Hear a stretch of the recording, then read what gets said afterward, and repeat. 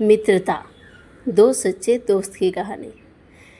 कई दिनों पूर्व ही उन लड़कों के नाम की सूची सूचना पट पर लगा दी गई थी जिन्होंने फीस जमा नहीं की थी। आज तो क्लर्क ने पुंडरीक को बुलाकर स्पष्ट रूप से कह दिया कि यदि उसने कल तक फीस जमा नहीं की तो वह परीक्षा का फॉर्म नहीं भर सकेगा। पुंडरीक रुआंसा सा ऑफिस के बाहर आकर खड़ा हो गया। उसके पिता फलों का ठेला लगाते थे और परिवार के निर्वाह के लिए कमा लेते थे, परंतु वह 4 महीनों से बीमार पड़े थे। माँ भाग दौड़ करके भी फीस के लिए रुपए इकट्ठे नहीं कर पाई थी।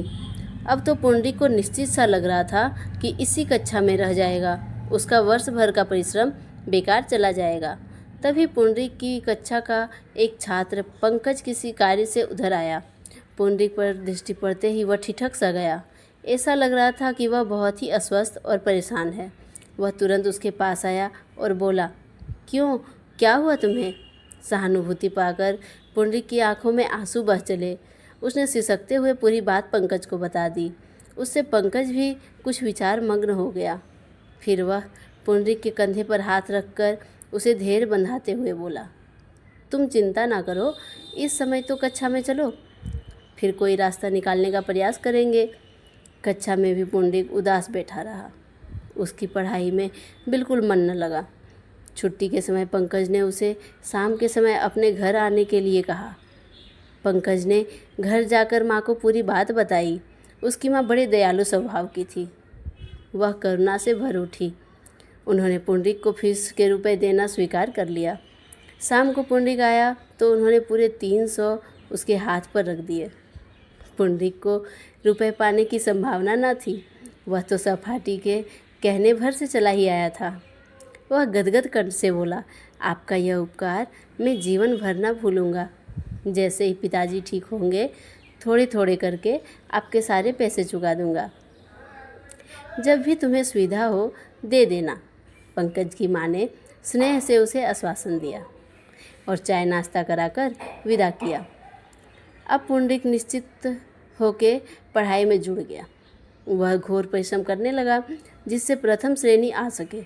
पुंडरीक के लिए प्रथम श्रेणी में आना बहुत ही आवश्यक था, क्योंकि एक तो इसके आधार पर ही अगली कक्षा में स्थान पर प्रवेश मिलना था, दूसरे इसकी छात्रवृत्ति भी मिलनी थी जो कि आर्थिक समस्या का कुछ हल करती।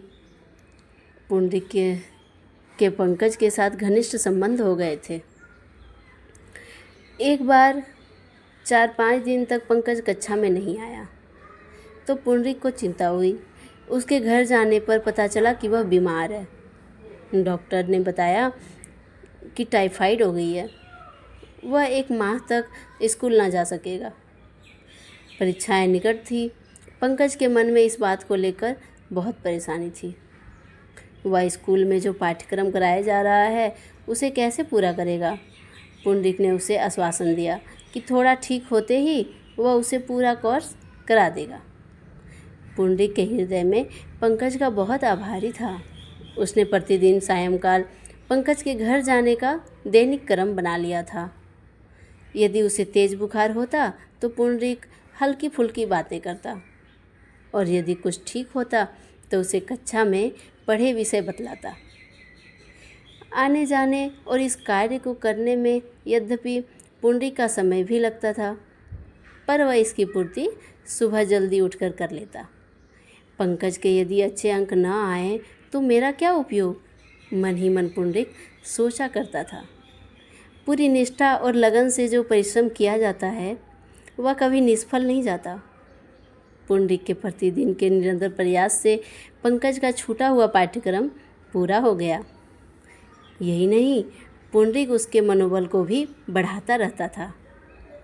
अब तक उसके परिवार से भी वह घुल मिल गया था। पंकज की माँ भी उसे स्वाभाविक स्नेह करने लगी थी। पंकज के ठीक होने पर भी पुंडरीक प्रतिदिन उसके घर जाया करता और दोनों मिलकर पढ़ते। परीक्षा फल आया तो पुंडरीक और पंकज दोनों ही प्रथम श्रेणी में उत्तीर्ण थे। पंकज की माँ उसके अच्छे अंकों का श्रेय पुंडरीक को दिया। 8 माह के बाद पुंडरीक रुपए लेकर पंकज की माँ के पास गया तो उन्होंने लेने से मना कर दिया।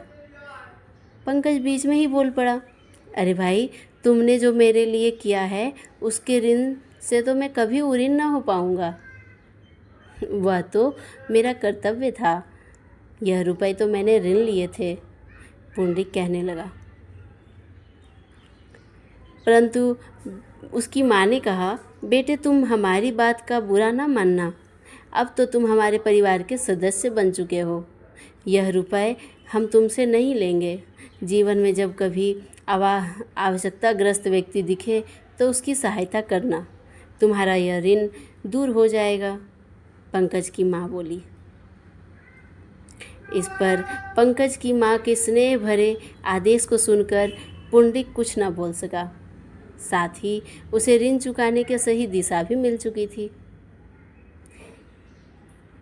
आपको ये सच्ची दोस्ती की कहानी सुनकर कैसी लगी, प्लीज़ कमेंट करें और लाइक करें। अगर आप इस चैनल पर नए हैं तो प्लीज़ सब्सक्राइब करें।